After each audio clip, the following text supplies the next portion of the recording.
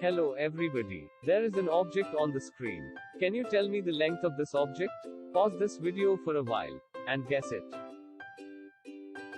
Well, I hope you tried to find its length by using a steel rule or a scale. But that steel rule is not that accurate. This instrument cannot measure the length of less than 1 millimeter or 0.5 millimeters. To measure these small lengths, we need an instrument that can read much smaller dimensions with accuracy. There are some tools that can measure much smaller dimensions. One of the most common tools is the universal vernier caliper. Through this video, we will learn about the vernier caliper, parts of the universal vernier caliper, discuss the construction features of the universal vernier caliper, find out the least count of the universal vernier caliper, and finally taking the measurement.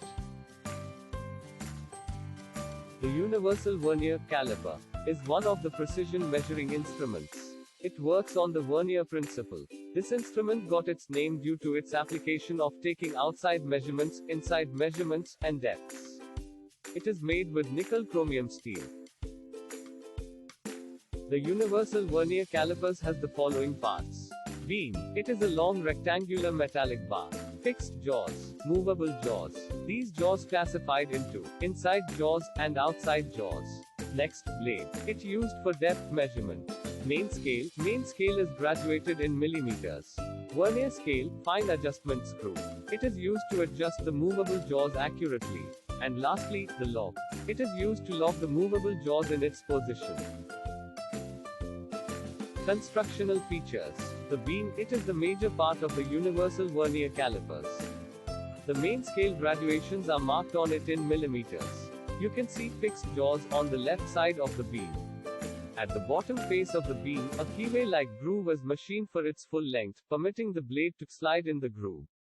The vernier unit has got the vernier graduations marked on it.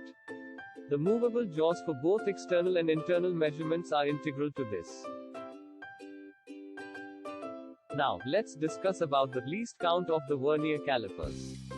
In a simple way, the formula for the least count of vernier calipers is 1 main scale division minus 1 vernier scale division. The value of 1 main scale division is 1 millimeter. The value of 1 vernier scale division is not mentioned. So, we have to find it.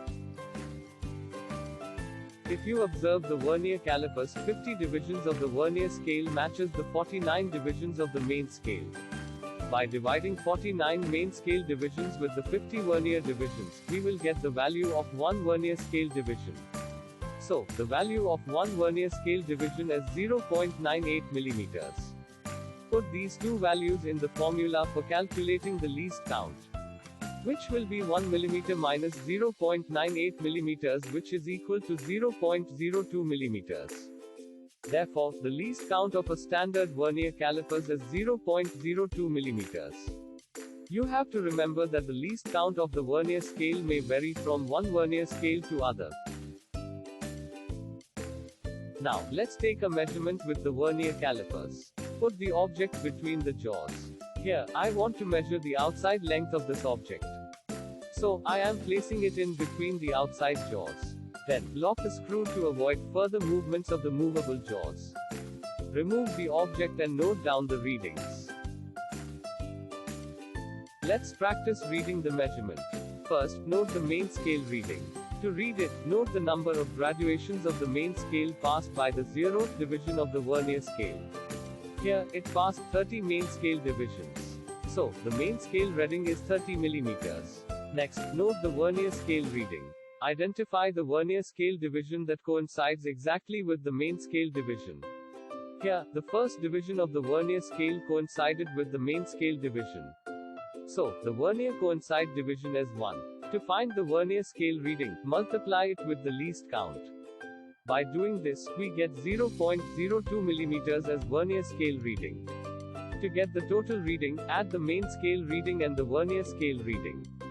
So, by adding 30 millimeters and 0.02 millimeters, we get 30.02 millimeters as the total reading. Let's put all the values in the table for easy reference.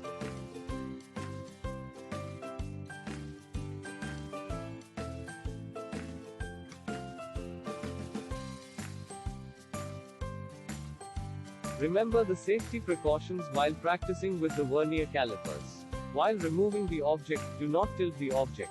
If it happens, the accuracy may be affected. Do not over-tighten the lock screw. It may damage the tool. Be careful while reading the vernier coincide value. More than one divisions may coincide or seem to coincide. Find the appropriate one.